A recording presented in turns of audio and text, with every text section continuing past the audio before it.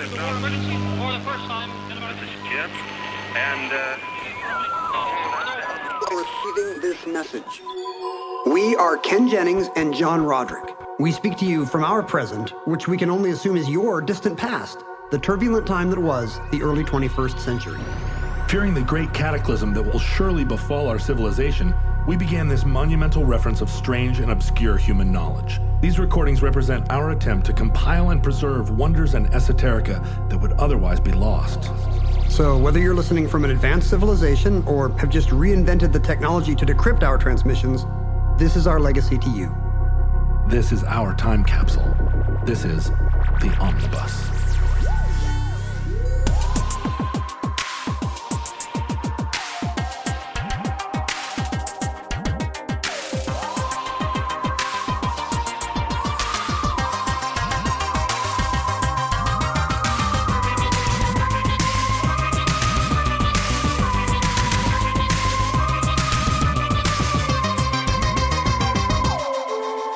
You have accessed entry 325.JN0432, certificate number 30269.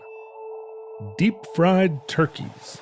Okay, Thanksgiving is coming up, and Teddy wanted to do a trial run on his turkey cooking, so he's gonna put it in his homemade fryer over there, and we'll see how it goes. I didn't think it was a good idea. I wanted to stay inside, so... Whoa! Holy mackerel, good thing we were inside. Don't think that was a good idea. He said he put dirt on it. It's gonna be delicious now. The one thing the future knows about you above all, John Roderick, is that you dislike potatoes. Yeah, I don't like them. It's true. So what is your Thanksgiving food taste if you can't have delicious mashed potatoes? Well, it isn't that I can't have them. And in fact, I will. Thanksgiving is one of the instances where I will make an exception and eat mashed potatoes. Really? Like for social reasons? For social reasons, To and accommodate also... so others don't feel uncomfortable around your... It's more that I will eat anything with gravy on it. And so my dislike of potatoes is overwhelmed by my love of gravy. Now, I prefer stuffing. Well, yeah, you could put the gravy on the stuffing. I love gravy on stuffing, but if someone makes a big plate of mashed potatoes, you know, a Thanksgiving dinner is what it is. It has cranberry sauce on it. And For whatever reason. Yeah, there it is. And whether you like cranberry sauce or not, whether I would eat cranberry sauce in any other context, I mean, have you ever eaten a creamed pearl onion in any other context? It's Thanksgiving's like the Necco roll of meals in that it's got these 6 weird flavors in the same order: root beer, cola, chocolate. Like these are not actual hard candy flavors, but there they are in the same order every time you get one. That's what it is. And the Pilgrims decided it's like a prank. Yeah, like a green bean with fried like shaved almonds on it. Did you hear the guy that invented the Thanksgiving green bean casserole died last week? No way. Yeah. I mean, it's not like Edison died. This guy put cream of mushroom soup and Durkee's fried onions. But still, a thing of green beans. You forget that these things were invented, right? That the Pilgrims didn't put cream of mushroom soup in some green beans. We have no record that they did anyway. But yeah, food gets invented. Yeah. There are food novelties. For example, little segue, during the mid-'80s fad for Cajun and Creole cooking. Do you remember this? Oh my God, I sure do. You couldn't walk out your front door without a blackened redfish hitting you in the face. Oh my God, people were blackening everything. They blackened cheeseburgers, blackened spaghetti. I remember how there was so much hand-holding, like, don't worry, it's not burned. Right. It's blackened. It's blackened. But it actually is burned. The way you blacken the coating of something is to char it. But it was a time when food in America was going from bland to spicy, too. I think people now can't imagine the degree to which food up until the 1980s in America was seasoned only with salt and pepper. And that's a mystery, right? Or if you're Italian, garlic. And garlic. But that was so out of the ordinary that non-Italians use that as a racial slur. Oh, the garlic eater's there on the wrong side of the tracks. The garlic eater's down on the Lower East Side. Eating that garlic. Ooh, that's suspicious food that we all hate. Crazy garlic. But then in the 80s, there was, I think American food got internationalized, and all of a sudden, Mexican food was adding a lot of spice to our cuisine, and Thai food, and all these foods that had never been present in Middle America. Do you have some overarching theory on why this happened during the Reagan era of all times? Because if you had asked me to like design this for my a D&D campaign that revolves around food fads, I would have said, well, when that guy is president, American food just becomes very insular and bland, a lot of mayonnaise. Yeah, I think there's a lot of thick flour-based sauces. There still was a lot of Jell-O salad during that era, but I think it's just a side effect of the jet age. Right. I mean, we're talking about 20 years after jet travel becomes commonplace. You have people from all around the world that have had enough time to establish a culinary tradition in their new home, their new land. And in some cases, a concerted effort. Like the Thai government poured, I think, millions of dollars into training chefs and sending them overseas, so that Thai restaurants would be a thing, and worldwide Thai culture and eventually tourism would blossom. They're planting seeds like a million little pad Thai seeds out in the fields. Of all the ways to sow like your culture or sow discontent around the world, like the Russians are doing it in a very different way, right? They're creating a lot of people out there that feel very insecure about their genitals. What if there were just a bunch of bots on Facebook that were like, you know what's good? Borscht. You know? And then some other guy, Boris 69420 is like, is true. Borscht, delicious. Have you ever had a pierogi? Very good. But yeah, Thai food did kind of revolutionize the way people thought about what was for dinner. It didn't taste like anything else. Like nobody else had really been like, yeah, peanuts, lime juice, chili peppers, coconut milk. It'll wake you up. Yeah. But Cajun food being the first, and it felt very homegrown. It felt like a kind of, and Louisiana's always been I hate to say the word literally, but literally a melting pot. Like maybe some of the most. Are you saying the state of Louisiana is literally some kind of pot? It's a pot. It's literally, is it shaped like Louisiana or is it round like a pot? Are the maps wrong? I think I'm talking about the bodies of water around Louisiana. Lake Pontchartrain is literally a pot. Anything that touches it melts immediately. No, it's it's been a crossroad. It was the crossroads, and it continued to be, right? This was the area there, the shrimp fishing culture there absorbed a lot of the refugees from Vietnam in this same period, late 70s, early 80s. Also, weirdly, a ton of Croatian oyster fishermen. Did you know this? Like the whole oyster, I don't know if that's still true, but the whole oyster industry was Dalmatians. Really? Not the dogs, obviously. That'd be weird. Can you imagine a bunch of trained spotted dogs out there catching oysters? I can't imagine Just bringing them to your door all happy, like with a mouthful of oysters. Like, look what I caught. The whole area just smells like wet Dalmatian. No, for some reason. Dalmatians don't smell when they're wet? Yeah, that's why firemen use them. All those hoses, you can't be smelling wet dog. No, that's why they wear the masks. What were we even talking about? Oh, yeah. So it's people from all over the world. If you take a dish of gumbo today, it'll be a French roux base, but the okra will be from African cookery and the filet powder will be from India. The sausage or sausage, apparently. Yeah, the sausage. The sausage. The sausages. It's like Sean Connery making a gumbo. And then you're at the sausage. The sausage will... Excuse me, that made me cough. The sausage will be from the bayou, and the peppers will be from Spain. And, Vietnamese guys caught your shrimp, and Dalmatians caught your oysters. It's literally a culinary crossroads of the world. But is there a reason that New Orleans style Cajun cooking became fashionable at that time? Is it just the handiwork of one chef? It's pretty much one guy. Yeah. For 20 years or more, American idea of fine dining was French food. And a big reason for that was because that's what Julia Child was making every morning on PBS. Like there was no other food celebrity to challenge Julia Child, like American Gladiator style. God bless her. With one of those foam Julia Child, quarterstaff things. Former OSS agent. Right. 6'8", I think. 6'8" Julia 6'8". Child in France after the war, trying to blend in. She could jump 14 feet high from just standstill. It was amazing. Anybody who's watched her show has seen her do that because she would put something in a she'd slide something in the oven and then she would just jump 14 feet in the air. Jump straight up through the skylight. Why, And be like, why is she even doing that? Where'd she go? Why is that part of the recipe? She does it every time. But in the 80s, she had a challenger. There was a New Orleans chef named Paul Prudhomme, who you may recall, this sort of Dom DeLuise looking dude. He was. In his white chef's outfit. And he was a... And the two of them had an affair. Well, had a steamy affair. They would... And then she would jump 14 feet and be like, naughty, naughty, naughty. Don't touch Julia. Dom DeLuise and Paul Prudhomme took a lot of fashion cues from one another. They both wore... Is that true? Yeah, they both wore like handkerchiefs tied around their neck. They both wore those kind of soft Chicago-style newsboy hats. Well, imagine them both, because they were roommates. Imagine them coming out of their respective rooms every morning and be like, oh, you wore the hat too. Garlic eater.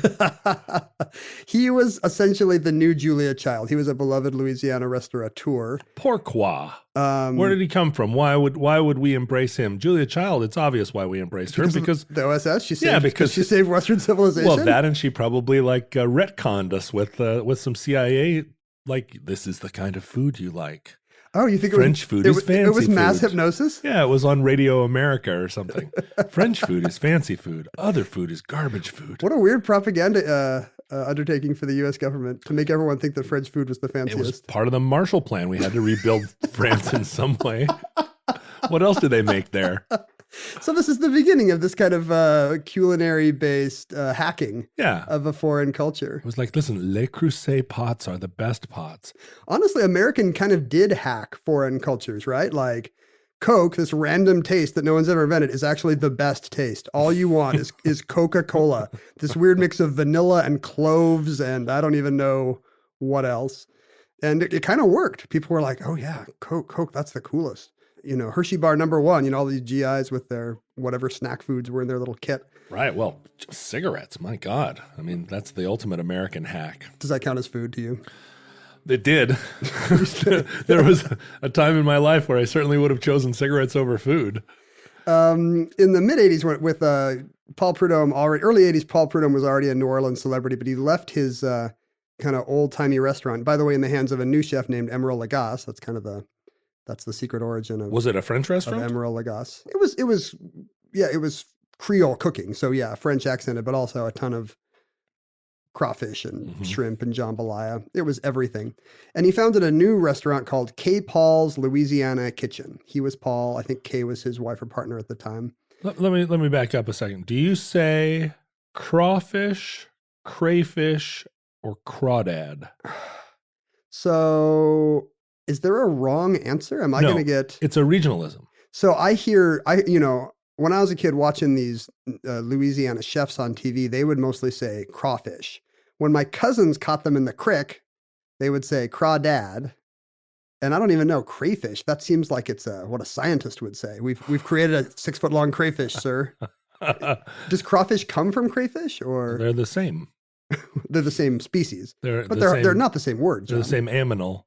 Right. I mean, yeah, crawfish. And do you really think that crawfish and crayfish evolved independently in the language? No, they're completely unrelated. Crawfish comes from... I just don't well, you know what I just found out yesterday? This is essentially unrelated, is that island and isle are parallel converging words. Really? Where does isle come from? Isle comes from the Latin, like insula, like to be insular, to insulate something means to isolate them. So iso, to put them on an isle, like peninsula, almost an island. So an isula was a Latin island. And that's where our word isle comes from. But island comes from Eidland, which is, it's Norse or Anglo-Saxon or whatever. And that means water, land. And it didn't even used to have the silent S. That was some bozo being like, oh, it must have a silent S because of the Latin. Because he assumed it came from the same word. Right. But it didn't. But you're telling me crawfish and crayfish are not a case of converging. I'm going to guess that one is not from the Norse and one from the Latin. Like when the Normans came to England, they were like, these are crayfish, by the way. We're going to put a silent W. So I say crawdad. Like you never say crayfish. To say crawfish sounds really awkward and bad to me. And crayfish, again, sounds like something that you would misread in a book. So crawdad is It sounds very country to me. Crawdad. Well, so do you really say crick, or do you only say crick when you are imitating someone who fishes for crawdads? I do not say crick, but I think there are parts of the Mountain West where my cousins were from where they would say crick. Where else do they say crick? Midwest? They say crick in the Midwest, and they say crick in Alaska. They say crick in Alaska? Yeah, we would think people would say crick all the time. Are you sad there's no crawdads in your Alaskan cricks? Sadly, there are no crawdads in Alaskan cricks. I wasn't sad then because I wasn't conscious of them. I only became conscious of crawdads when they started. Do you remember the exact day when you achieved crawdad consciousness? I believe it happened in the context, like my consciousness of so many things, it happened in the context of fettuccine. A plate of fettuccine arrived, and I was like, those aren't shrimp. What's this little red guy? And they appeared to be in the shrimp family, and they were crawdads. And I said, I will eat those. Those look like little lobsters. Are you asking me to say crawdad for the rest of the show? No. I feel like you should choose the nomenclature that feels most right to you. That I'm comfortable with? But crawdad is gendered. Some of them are craw moms. I think dad in that comes from the Latin dode, meaning little lobster. Lil with an apostrophe? Little lobs. To me, like a crawdad is one when it's crawling around, but when it's like in a jambalaya, that's crawfish. What if it's under a rock and you have to reach in there and get it and capture it in your hat? Crawdad faux show, right? That's a crawdad, That's right? absolutely a crawdad. But then when you shell it and cook it, or cook it and shell it and put it in a roux, then it becomes what did you say? Crayfish? Crawfish? Crawfish. A crawfish. Here's the problem You're with acting crawfish. like you've never heard the word crawfish. Here's the they're problem. certainly not fish. It's not a fish. Well, it's not a dad necessarily. You're conflating the dad with the wrong dad. It's a dad like a dude, like a dode. Like daddy-o? It's like a beatnik? Yeah. Whoa. The lights in here are flashing now. Definitely react to this thing that no listener can see. The best radio is when you go, whoa, what happened? Did you see that? Did you see that, Ken? That was crazy. The light bulb that was off just came back on. It was unexpected because I thought it was going to stay off. So go ahead. You finish your story. What will you be doing? I'm going to be. Are you changing a light bulb? No, I'm going to be looking up crawdad, the derivation of crawdad. The etymology? Yeah. I just looked up crawfish. It does seem like crawfish and crayfish both come from Middle English. Just different vowels getting subbed in for crevice, which is what they used to be called. Crawdad says freshwater crayfish. Are there saltwater crayfish, or are those I believe lobsters? It's one of the arguments for the existence of God. If there is a freshwater crayfish, there must perforce be a saltwater crayfish. I see. And there must be a great omniscient crayfish that created them all. So here's some other QED. terms. Crawlfish. Oh, does it come from crawl? I bet that's a false etymology. Crawlfish, crawdads, mountain lobsters, which is what I'm going to call them from now on. These are 100% gay dating website terms.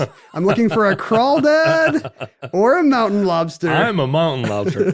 Seeks crawdad. Here are the ones that I will not call it. Mud bugs. Ugh. I will not eat a mud bug. And the best one, maybe? Yabbles. Yabbles? Yabbles. That is not real. Oh, no, I'm sorry. Is that yabbles or yabbies? I think it might be yabbies. You're very close to your monitor right now. Well, I can't quite see it here. So whichever you decide, that's what the future is going to call crawdads. Now, the giant super intelligent crawdads to whom we are speaking. Yeah, they're like, it's yabbies. And that's a very derogatory term now. I'm sorry, we don't use the term yabbies anymore. We are crawdads. They've reappropriated yabbies, but we are not allowed to use it. That's their word. It might be crawlfish, but it's spelt like microfiche. It's like crawlfish. Crawl is absolutely a whatever you call it, one of those false etymologies or false cognates where some guy is like, oh yeah, because they crawl, we're going to call them crawlfish. Just like the dude who's like, I'm going to put an S in island, F all y'all. That must be why they call them crawdad. It's a crawl. And you're doing the Raising Arizona voice. And when there was no crawdad, we ate sand. Not unless round is funny.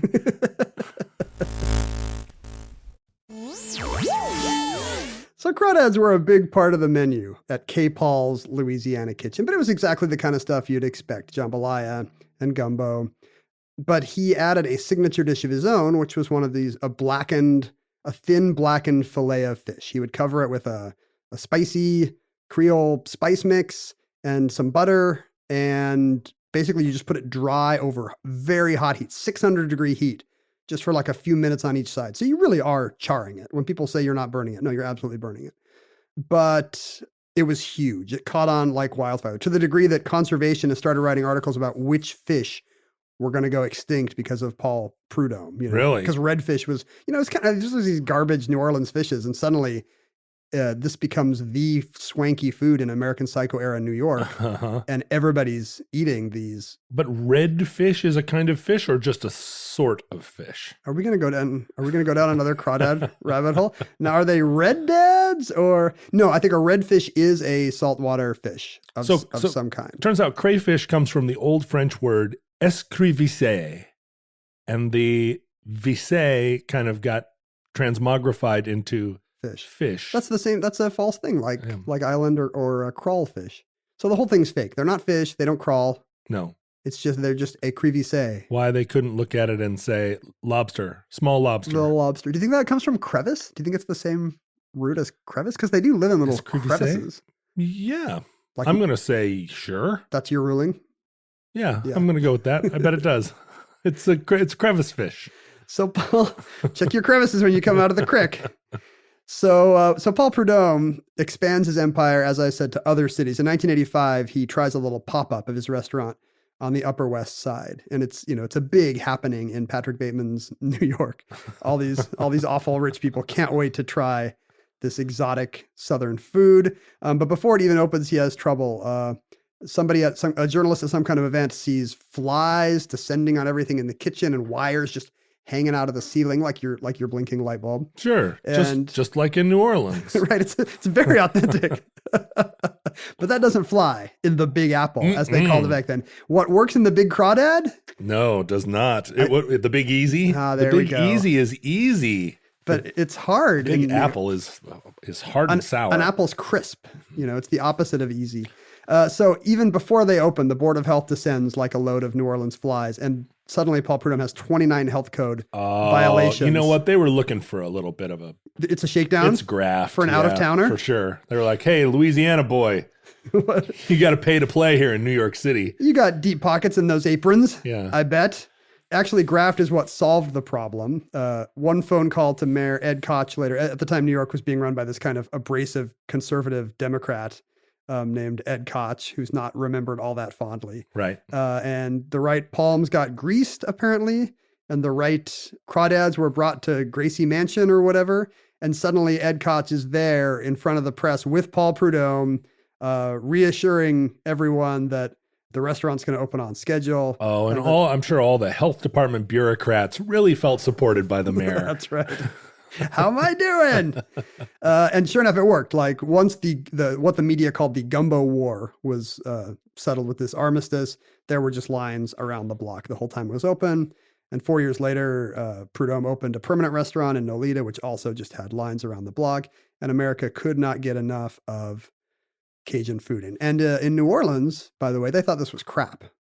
They were really, yeah.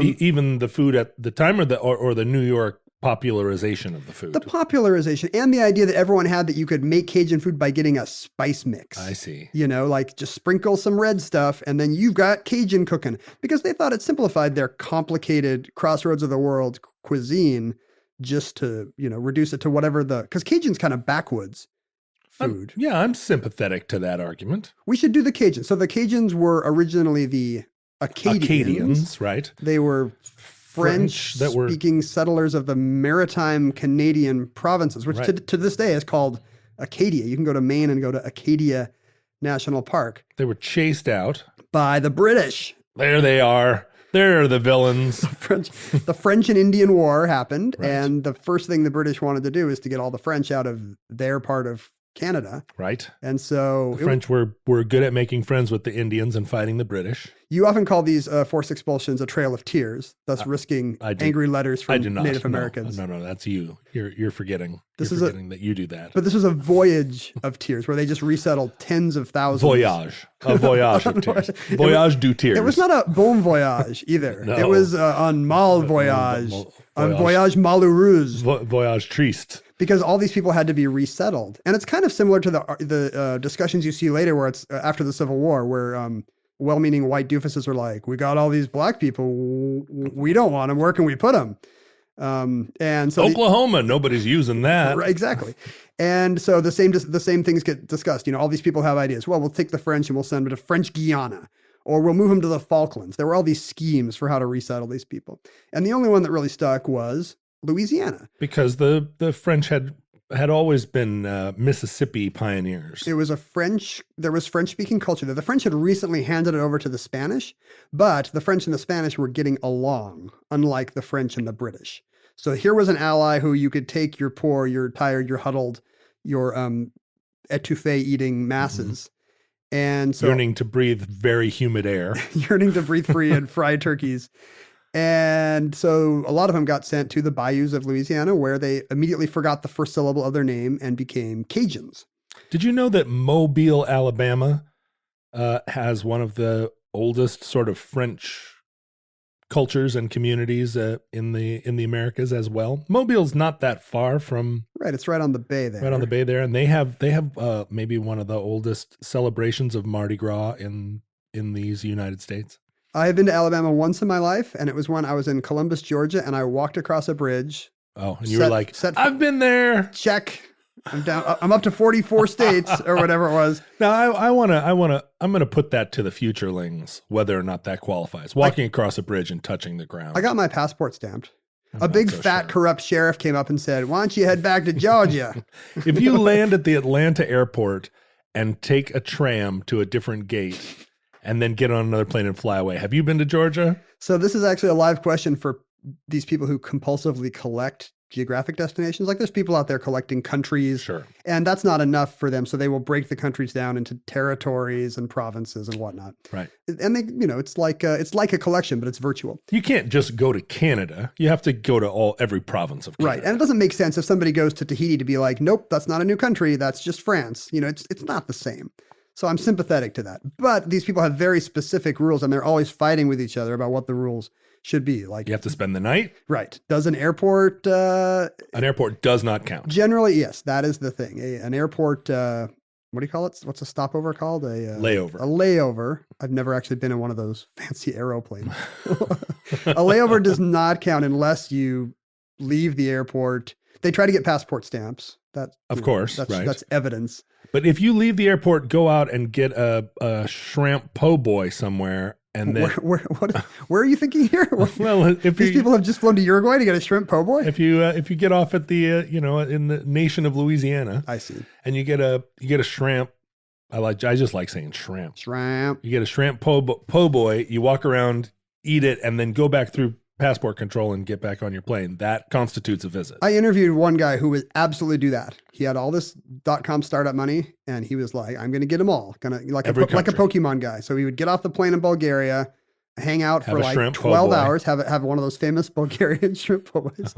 He had to go down to Dalmatia for that, and then he would get on the plane and fly to whatever his next hole was, Armenia or whatever. And he was telling me, I deeply regret that. Like now I'm going back to all these places and I'm spending a few weeks because I kind of thought that's how you did Bulgaria, 18 hours and check it off your list. And he feels guilty now. Oh, well, I'm glad he feels guilty. He should. If he's going to squander his .com dollars doing something dumb and self-aggrandizing like that, he should at least spend 3 days in a place. His name's Charles Veely, and there actually is some comeuppance where he does lose all his, all his stock becomes worthless and he has to go back to work for the same company. But he's still traveling. That's good. Yeah. That's good.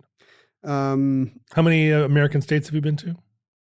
Is it 44? It's right around there. I have not. What if I take Alabama away? Do you go? You've been to all of them, right? Yeah. I have not been to Nebraska, Vermont, Alaska. Weirdly, have we done this on the show? No. West Virginia. I'll take you to Alaska. Let's go. So I'm missing 5-ish. It sounds like. Vermont, you have to make a point to go to Vermont, although it's between New York City and Montreal. So there's lots of ways to go through Vermont. I've been to Montreal. I could have gone through. So I drove all the way up from Connecticut all the way up to Maine, and I very easily could have gone through Vermont. And no, you couldn't have. Well, very easily meaning some 4-hour diversion. Like I could have planned the trip such that I checked that one off too, and I did not. Right. I just stayed along the coast, kind of. But why were we talking about this? We're still talking about Paul Prudhomme. Well, I know that, but how did we get down the rabbit hole of? Where the Acadians arrived in New Orleans. And so that's why there's this kind of separate people with a even weirder accent and an even weirder cuisine, kind of living in the hiding out in the swamps. Except you can always hear their fan boats coming. You're always like, what's that breeze? It's a Cajun. Hit the deck. Is it so the Mardi Gras presence in Alabama, is that also, it's French, it's also Cajun immigration? Yeah, well that whole region, I mean this was all Louisiana Purchase, right? So that whole those cities pre-existed the Louisiana was no Alabama. Purchase. Right, that's right. Does that explain kind of the weird Alabama accent, which is not Southern and not even, I mean, it sounds like nothing you've ever heard?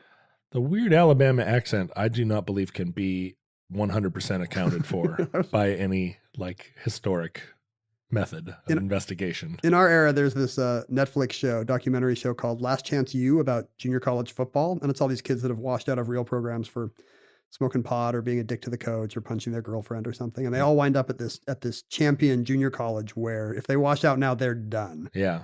And go get a job at a Pontiac dealership. And every time they interview a local or one of the players who happens to be from this Alabama area, it is not Southern English. It is not African-American vernacular English.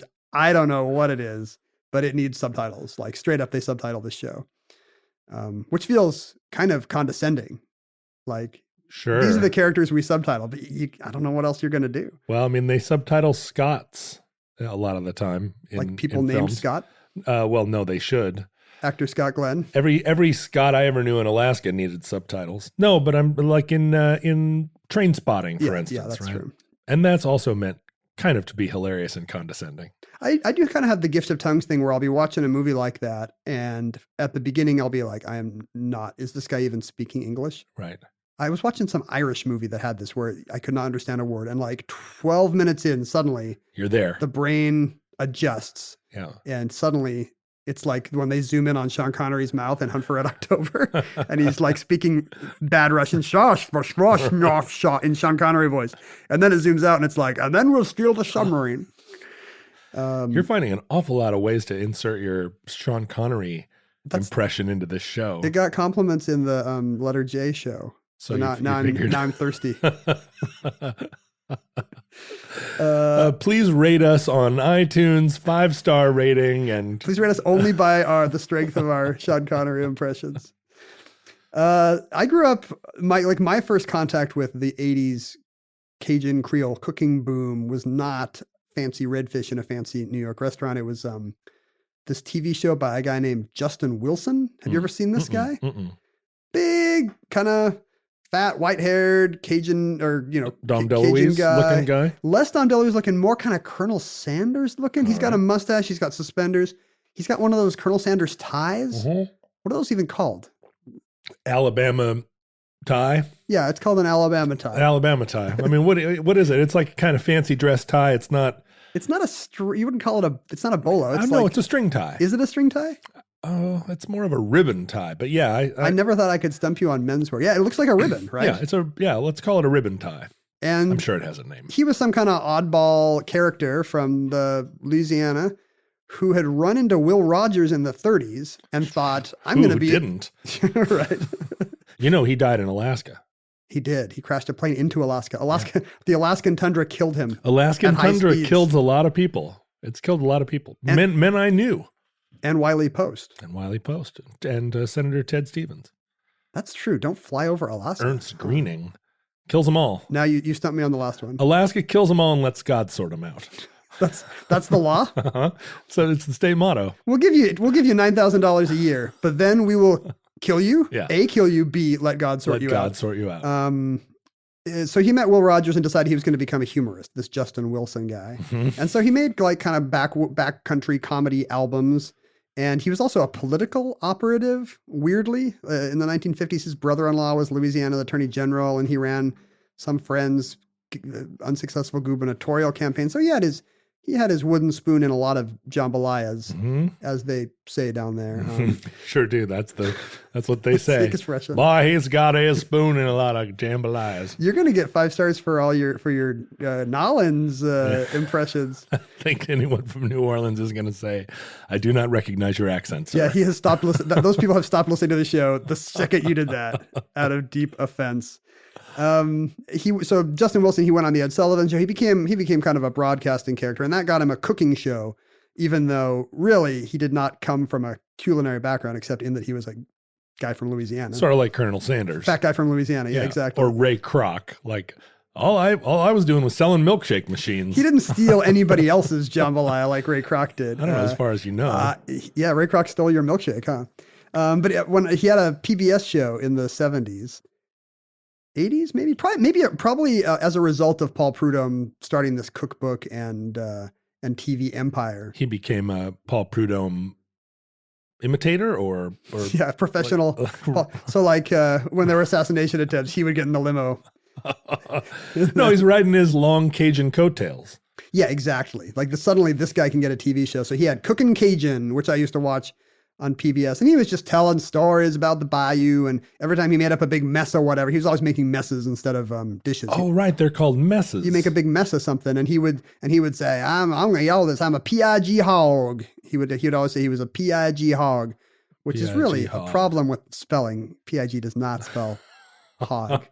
No, he's a pig hog. He's a pig hog. Which is a famous way of saying it's like one of those Greek animals that's half man and half bull. Except it's half pig, half hog. You can't even tell. You can't even tell which half is which. Like all the DNA is split.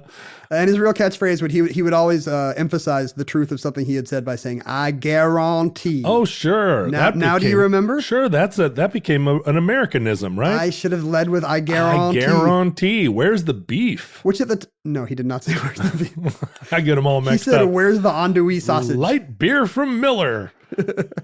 Dilly dilly. Remember when he used to say that?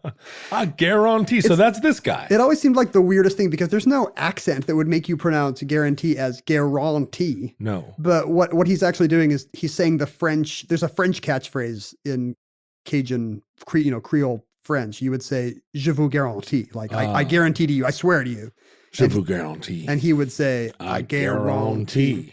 And often what you would watch on the show was Justin Wilson cooking up a mess of shrimp and crawdads. Right. I think he said crawfish. And this was a very common thing in Southern cuisine at the time, dating back to the 70s. Actually, people had started to take the butane cookers that they would use in their camp stoves. They made boils. And in their trailer parks, and they would have a big boil. Right. You'd have all your friends over and boil something. And obviously boiling crawfish is something they do in Scandinavia as well. Like it's they have crawfish in Scandinavia? Yeah, there's some day of the year when why the heck don't we have them in Alaska? Maybe there are some crawfish in Alaska, but we don't eat them. You know why? Because we have giant salmon and other wonderful fish. You have huge crabs and whatnot. Yeah, why would we eat these little bugs, these mud bugs? I actually was invited to... No offense to the futurelings who are sentient who are for sure mud bugs. Who are like, that's not a Louisiana accent. That is a bad impression of Sean Connery. You think the people in the future speak? We are not called mud bugs. Here are our demands. I have a part Swedish friend who invited me over for the one day of the year they do their big crayfish festival. It must be when they're running in the spring. I don't know. Is it half sweet? Is the friend half Swede, half Norsk? No. Zebra striped? She's half Swedish, half Jewish, actually. She's Swish. Oh, my God. Is she married? Will you introduce me? She, unfortunately, is married to a Korean guy. Oh, I think I know who we're talking about. So they're now. Korean. You know my friends. Yes. I don't have that many Korean, Swedish, Jewish friends. I'm not as worldly as you, John. I was running down the list of Ken's friends. I was like, which one fits this description? Wait. But this is one of the worst social embarrassments of my life. I never sent back the email to be like, great, we'll see you there, 6:00. So he did not have me on the list of people. He later emailed and said, "Oh, we're not going to do the crayfish thing after all." Always send the final. Right. Absolutely. So see you at you 6. showed up with a big lobster bib on. And I'm holding a fork and an oversized fork and knife in my hand. You've got when your he opens wooden the door. spoon. Where the crawfish at? And they're just like smiling and polite. And then they're like, you think we're doing that thing that we told you 2 weeks ago. They're in their footy pajamas. They could not have been nicer, and they invited us in and we had chicken, but no crawfish. So, but in the 70s, this kind of crawfish boil became done one way. You would take your little butane ring from the people would buy for trailer parks or for RVs or whatever. I know you're a former RV user. I don't mean to bring up your recent sad loss of it's all right. of your vehicle. I never added a butane like crawfish boil thing to my RV culture. That's probably a good thing. Yeah. It's for safety, if nothing else. The number of things that could explode inside that RV was it already numbered in the 5s. And in a 1973 newspaper article from a Baton Rouge paper, a local guy named Joseph Kowalchuk shows his new take on a crawfish boil. He's actually taken one of the butane tanks you use and cut it in half. So it's just the bottom. Hopefully it was empty of butane. No, it blew up and he died. He's giving this recipe via seance. Yeah, no, he waited till it was empty, sawed it in half like a kid sawing up a bleach bottle in half to make a shovel or whatever. To tell me. Why did we do that? Those shovels were like $1 and we were cutting bleach bottles in half. And he would affix handles to it, and you could use it for a deep fryer. You could place that over a lit butane tank, and you got yourself a fish fry going. Okay. So this was a new addition to the crawfish boil. So apparently a Colonel Sanders tie we speculated it was a string tie, and it's known as a string tie or a string bow tie. And it's a style of tie that came into popularity kind of globally in the 1840s. It was very popular in Britain also at the time, but really became an icon of the American West and was still sort of used as a fancy dress tie during square dance culture up until the 50s in the South. And then it became a kind of teddy boy, rockabilly look. Oh, really? And it still, I think, still persists as a sort of, it's tied just like a bow tie. It just has a long fringe. I assume Colonel Tom Parker was buried in one. Colonel Tom Parker used to give them out as gifts. Really? They became such a symbol of, and to those futurelings. A symbol is both a symbol and an emblem. A symbol. That actually, I feel like that's a pretty good coinage. Yeah, it's a symbol. To futurelings who don't know who Colonel Tom Parker is, basically anyone wearing one of these ties is a colonel.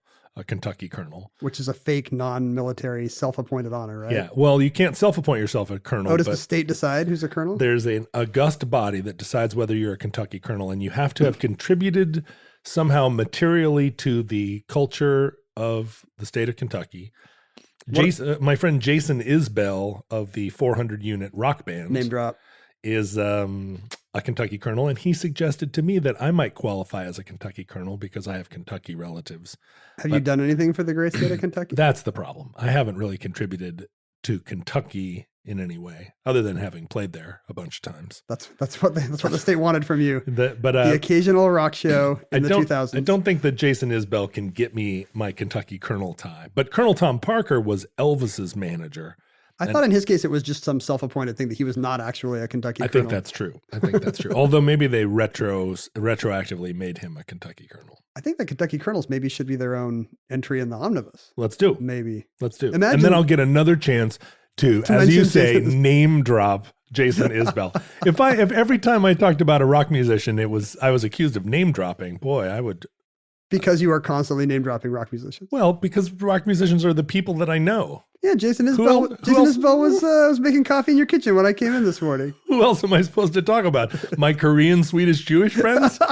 They're all rock musicians. I mean, I have them. They're just. You should just accuse me of name dropping when I just mentioned some non-famous, some normal friend of mine. Oh, great. Sounds like Ken knows the lady at the post office. Another Northwest Mormon that Ken apparently knows.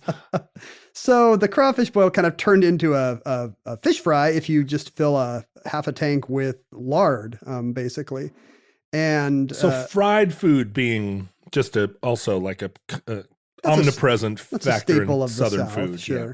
And I don't want to, stereotype. Like also you go to a Midwest county fair and you're going to see a lot of people frying up a lot of gross stuff. Sure. Snickers bars and Twinkies. Today, if you go to Scotland, you'll see people, I think Scotland has a lot of these places where whatever you give them, they'll fry up a candy bar for you or or whatever. Oh, if you think about the fried fish of the United Kingdom, I don't even want to think about the fried fish of the United Kingdom. They've been deep frying kind of suspect things for a long time. In Thanksgiving of 1982, we see the first news story in which somebody has the bright idea to use one of these fish fryers to try out a turkey. And UPI reports that in Church Point, Louisiana, there's an enterprising lard entrepreneur named Alex Thibodeau. A lard entrepreneur. He's in Big Lard. Big Lard controls a lot of Louisiana. Working for Big Lard. This guy has realized he can sell a lot of lard if people have to fill a deep fryer with it. Wait, he's selling lard. So did you think lard was free in Louisiana? They just give it to you at the border? It is. Maybe that's the Alaska way, John. The thing is, everybody that I know that cooks with lard keeps a lard bucket, which whenever they make... Is that what Jason Isbell does? Whenever they make bacon or pork, they keep the grease and they keep it in a lard bucket. And I just assumed that lard was a thing that grew on pig trees. Down there. But you would actually go to the lard man to buy enough lard to deep fry. I think the lard man would come around in his truck. In his lard and you'd truck. leave out the empty bottles of lard and he would put in the new full bottles. So this guy's like, how do I sell more lard? Yeah, exactly. He's a marketing genius. He's the Ray Kroc of lard. Right. And he invites people to see, because if you're going to fill a deep fryer with lard, you're going to be buying a lot of lard from Alex. It reduces down. Right. And so he has somebody demonstrate a way to cook a turkey where you, 2 days before Thanksgiving, you inject it with spicy Cajun stuff, Italian dressing, mustard, salt, pepper, garlic, cayenne. And then instead of roasting it or, in an oven, you lower it into a gumbo pot with nylon rope, and it cooks very fast because it's very hot. It doesn't dry out. And I'm into it. Dry turkey is a big problem. When you're making a Thanksgiving dinner, it's a big problem. You have to like on what scale is it a big problem? Well, like have UN climate report at your level? At your Thanksgiving dinner, who cooks the turkey? You? My wife. And does she do a good job? Is it delicious, moist turkey? It's really good, but she has like secrets because everyone hates dry turkey. This is the thing. So I'm saying it's a big problem. Dry turkey is a big problem. It'll dries out. You can't leave something in an oven for 3 hours or however long it takes to cook a big turkey. But it's a big fat bird, so you have to leave it in there that long. Right. Or you get worms. So how the heck do you get it to stay moist? Mindy's solution, and I don't know if this is actually good practice or not. She listens to this show. You're about to give away her secret? Her cooking secrets that she's told me to swear never to give away. How does she do it? I want to know. You start with the bird upside down. What? Whoa. You put because the fat is on the bottom part of the bird? Well, the breast is on the bottom part, the white meat that dries out the fastest. Yeah. So that's furthest from the heat and I guess closest to the drippings. So it dries out less. And then, at the end, you flip the bird, basically. You flip someone the bird. I do that every day, one way or another. It just so the breast, the top gets nice and brown and crisp. She also, what does she do? She brines it first. Okay. That's a thing now. And that's for the same reason. So it doesn't dry out. Like by osmosis, if the thing is very salty, it'll hold on to more water. And I think some people will do a dry rub with salt, but I think she just brines it in salt water ahead of time. The problem with that is it makes I know you love gravy. It makes the drippings very salty. Oh yeah. But I like a salty gravy. I'm not going to lie. I don't like it super salty. You do like a salty gravy. I do. Don't you have a whole podcast where you talk about how you like salty gravy? Salty gravy with John Roderick. Tune in on Apple Podcasts and give us a 5-star rating. That's the real Roderick After Dark show. Like, I got some salty gravy stories for you. But I have always been curious about a deep fried turkey. Have you never had one? I've never had one because I do not live in a lard-based culture anymore. Like I wish I did. The lard guy doesn't come by? If I still lived in Alaska, I would have absolutely had a deep fried turkey 1,000 times because I think this culture moved into... Alaskans are omnivores of food and of food culture. Omnivores of food, not of the other thing that people are omnivores of. Omnivores which is, of haven't you heard my other podcast, Omnivores with John Roderick? No, yeah, they're like omnivorous of culture also. Right, maybe because there is no native Alaskan cuisine so much. Well, the native Alaskans would argue that it is all there's Inuit all the food of cuisine. the sea. Right. Salmon and blubber. But no, Alaska was settled by oil workers from the South and from Louisiana. And men with no teeth with sourdough starter? There was some of that. They came from Canada, most of the toothless men. So it's Canadian cuisine you're making. Canadian cuisine, which is just Tim Hortons, which also requires lard. It's Timbits. Plus seafood, plus Louisiana cooking.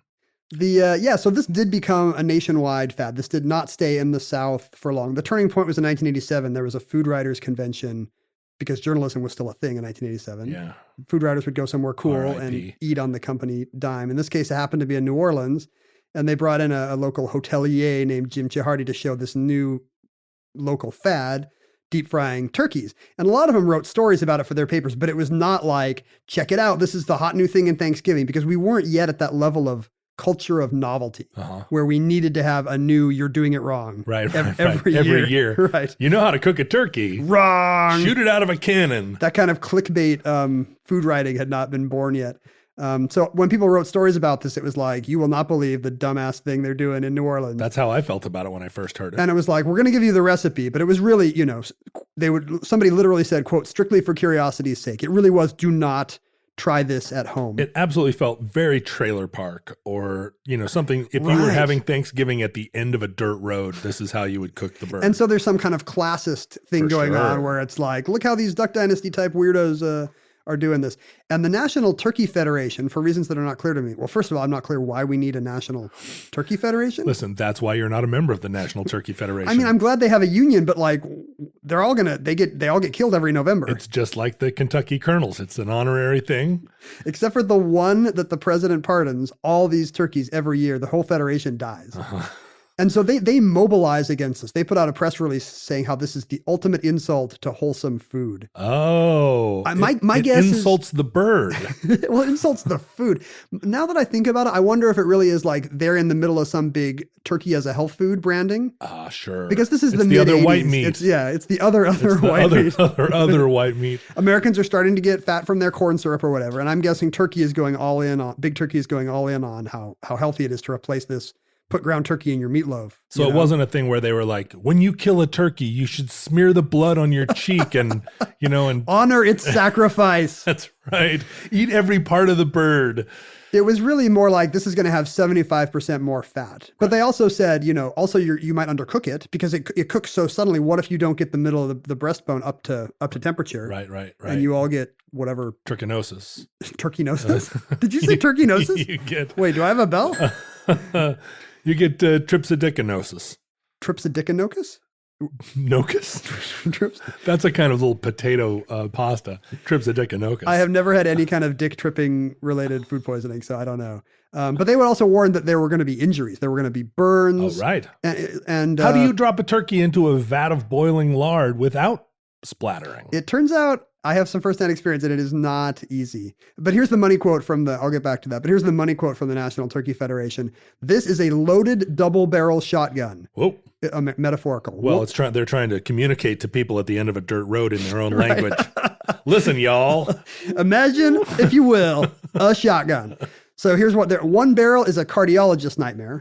All the extra fat in your crispy turkey skin. Whoever's writing the press releases for the National Turkey Foundation feels like one of my kind of people. The other is a microbiologist's worst dream come true. You're going to get salmonella and have a quadruple bypass. Kapow. But the lure of this idea that you're deep frying a giant thing in a giant metal pot catches. It is alluring. Newly indulgent America catches our eye. Well, and it's the reverse snobbery of you can see upper middle class people, because this was also an era, and I'm really stretching here, but an era where Americans were claiming rural roots as a form of authenticating themselves within upper middle class culture. It was no longer a thing where you necessarily had to try and connect your family to the Mayflower.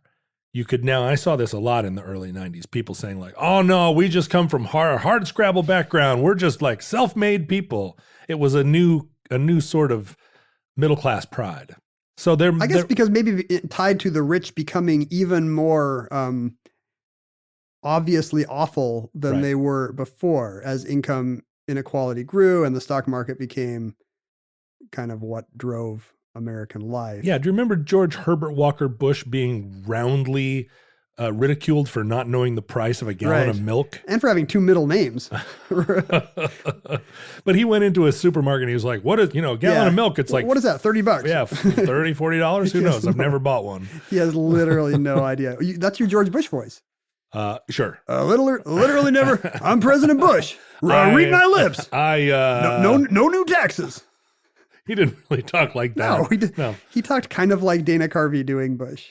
Yeah, and to this day, I think you'll see a lot of this in upscale food. It'll be comfort food, but turned fancy. Like, I don't know how many places in Seattle when I moved here were doing, meatloaf, but it was lobster meatloaf. Sure, or sausage corn dogs, gravy, but it would have caviar on it. The sausage was not actually sausage. It was, it was, what was it? It was truffles. Right. Truffle sausage gravy for your truffle chicken fried steak. And a lot of that is just a recognition that poor people food is a lot better than rich people food. Really much better, except for your cardiologist and your and your microbiologist. Except for the double barrel shotgun. Those guys are like, no. For you.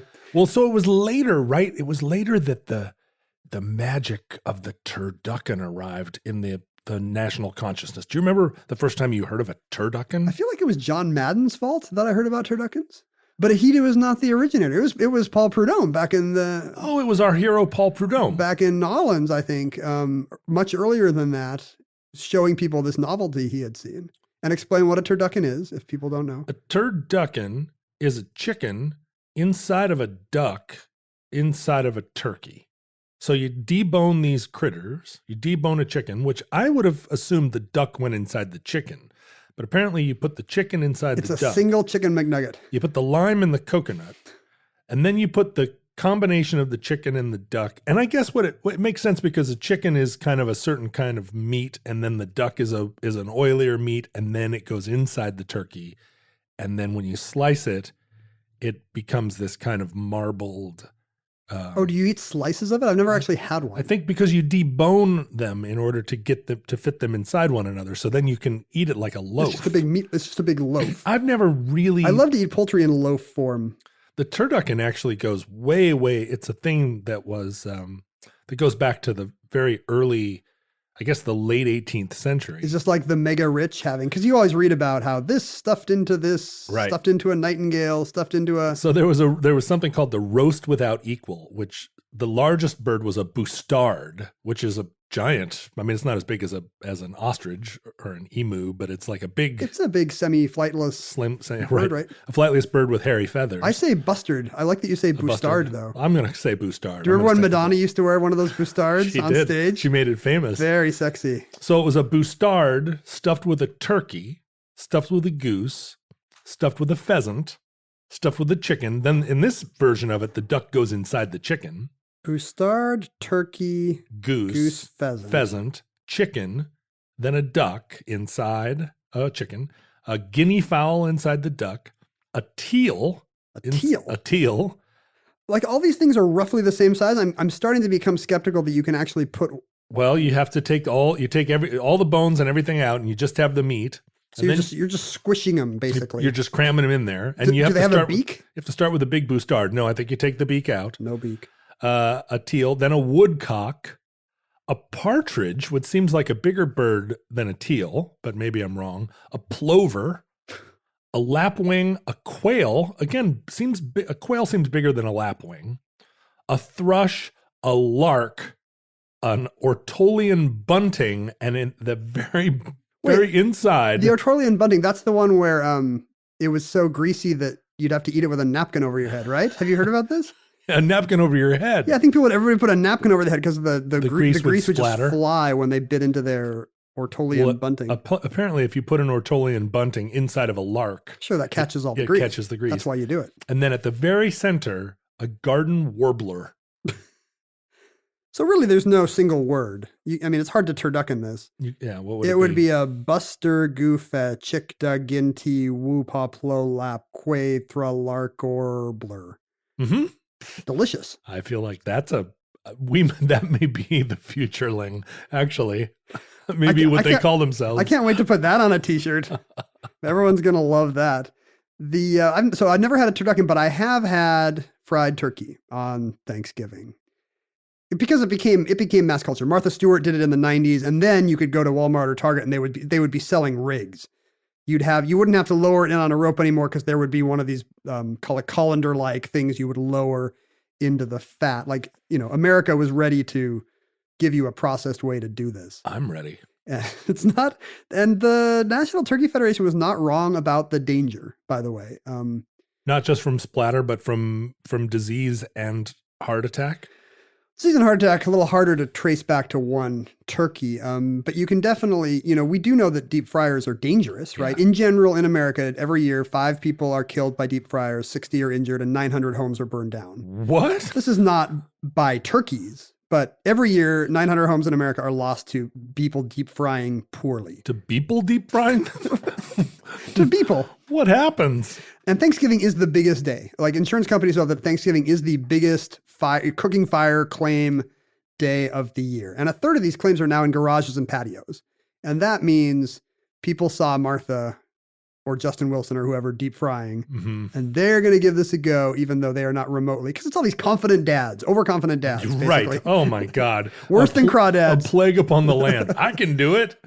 And so insurance companies know every year they get 38 claims in Texas for a Thanksgiving cooking fire every year. 27 from Illinois, 23 from Pennsylvania and Ohio, 22 from New York, 16 from South Carolina and Georgia. Because not a single one from Washington, I'm guessing. Washington and Oregon are busy doing something other than this. We did not call in our claim. My brother-in-law fries a turkey every year.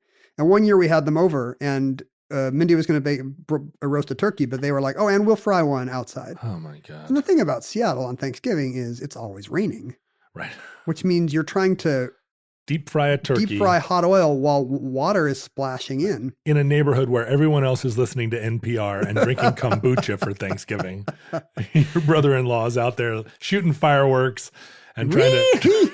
He's doing that kind of hillbilly dance where your legs are kind of wide apart. And deep frying a turkey in a 50-gallon drum. We grabbed the umbrella from our patio furniture and tried to put it over the thing to keep it dry, but it just kept blowing over. It broke our patio umbrella in many different plaplaces because the wind kept catching it. I thought you were going to say it caught on fire and then blew away. So starting a fire throughout the neighborhood. I mean, that's the kind of thing that totally could happen. Sure. Mr. O'Leary's cow in the form of Ken's O'Leary's, brother-in-law. Mr. Butterball's cow. Mindy's dad, my wife's dad, has a story about a coworker who was very excited to fry his first turkey, but he, it's very hard to find a pot that big. And so his turkey was a little too big and his pot was a little too small. And he really had to kind of shove it down in there. You're talking about my college years now. I don't even want to know what metaphor has occurred to you. But as the oil heated up, I guess, it put the oil under the turkey under quite a bit of pressure. And this guy just shot a turkey over his house because his pot was a little too small. Killing his entire family. Killing whoever was on the other end of the... Can you imagine it just flying through the air on fire? Yeah, you're sitting at your Thanksgiving dinner, and then over the top of your house comes arcing this comet. The Turkey Federation gave up. They know when they're licked. If you go to their website now, there are 6 recipes for fried turkeys. But deep fryer injuries have severely declined in the last decade, and I assume it's because the novelty of frying a turkey has kind of worn off. People have maybe realized it's really not that much of a game changer.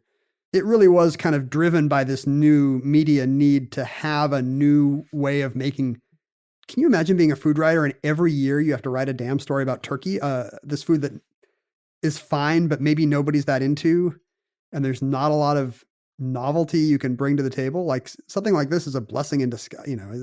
This idea that there was actually a new way to do it was catnip to these people. Well, unfortunately, in order to fit another name drop into this episode, here we go.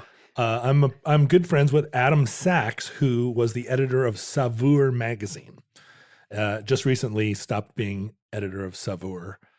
Is Saveur not Saveur anymore? I feel Saveur is maybe still Saveur, but Adam no longer edits it. But he and I, when I'm in New York, he's someone who eats like this, right? Every meal is some kind of exotic fricassee of quails stuffed into oysters, stuffed into, warblers. And I've had several meals with him and realize he eats like this he can't not have a meal like this. Even if he's having a cheeseburger, he has to do it he has to put an oyster in it. Because he feels like he's wasted the meal. Yeah. I have friends like this. It's this kind of crazy sport, art eating. And I've been in restaurants with him where everybody knows him because he's in the New York food culture. And so the chefs make special things and bring him out. But then the restaurants that he would take me to are also full of other food writers and personalities. So they all come and they're buying expensive bottles of champagne, and every meal is an event. And it really makes me feel like, as I sit at home on the couch in my underwear eating like pesto that I made straight out of the pot, that I am living a very meager life by comparison to some people. It's a symbol of your own inadequacies. It is. And the thing is, I go to New York and I have a few of these experiences, and I'm like, I see. I could be preloading for a massive heart attack in a great way instead of the like meager way that I'm doing it, because I'm going to have the same heart attack as that guy. It's a double-barreled shotgun. And that concludes Deep Fried Turkeys. Entry 325.JN0432. Certificate number 30269 in the omnibus. Futurelings, future turduckins, future... Buster Goose Fetch Chigduck Ginty Woodpar Plolap Quay Thrush Lark Orblers. In the unlikely event that social media still exists in your era, Facebook, Twitter, and Instagram are archived at Omnibus Project. All of John's lunch photos of his sad saucepan of pesto. You can see a lot of photos on my Instagram account where I am doing fascinating things. And if you're not watching my Instagram, you're not feeling that vague sense of inadequacy that comes with seeing John and Jason Isbell. That's right. Chilling. So just laying on my couch eating pesto in our Kentucky string ties and nothing else. So definitely, every once in a while, a bunch of people will follow me on Instagram, and I'm like, what happened? Where did these 15 people come from? And then I realize we hype it every time, and maybe there are people that are like, oh, okay, finally, I'll do it. And you browbeat them into it. They're universally disappointed, I think, when they see that most of my photos are just like dimly lit pictures taken in my living room at midnight. Like close-up selfies of your face doing kind of a exhausted expression or an eye roll. And then the caption says something like, this is an exhausted expression or an eye roll. Yeah, I often do like, is this a pimple? Does this look like a pimple to you? You can check out Ken's hilarious and controversial tweets at Ken Jennings. And my Twitter account, which feels, every time I log into Twitter now, I feel like I'm going into a cave that is full of tigers. So I'm very cautious now. I used to have so much fun there, but now I'm terrified. It's all Russian tigers. I'm just terrified to go in there. You can also email us, and please do, at omnibusproject@howstuffworks.com. Ken will reply. I sometimes remember that we have it and go in and reply to the ones that mention me specifically. Most people are like, Ken, I love Jeopardy. That is not true. When I look at it, it's like, in Roderick on the Line, episode 807, you claim. I'm like, skip, delete. And please go to our Facebook page, Omnibus Futurelings on Facebook, where it is actually now a dating site. But also we finally got the dating side of our dreams. Also, it is a great opportunity to meet like-minded people who want to still talk about postal trucks, even though that episode aired 2 months ago. So 2,000 of them now, I think. I think by the time this entry gets added to the time capsule. Oh, nice. I think we will have cleared our 2,000th futureling. And you can send us real mail. The U.S. Postal Service has not been privatized yet. Send us recipes. At P.O. Box 55744, Shoreline, Washington, 98155. Listeners, from our vantage point in your distant past, we have no idea how long our civilization will survive. We hope and pray that our Thanksgiving feasts may continue for many a season yet, but the catastrophe we fear may never come. But if the worst comes soon, this recording, like all our recordings, may be our final word. But if Providence allows, we hope to be back with you soon for another entry in the Omnibus.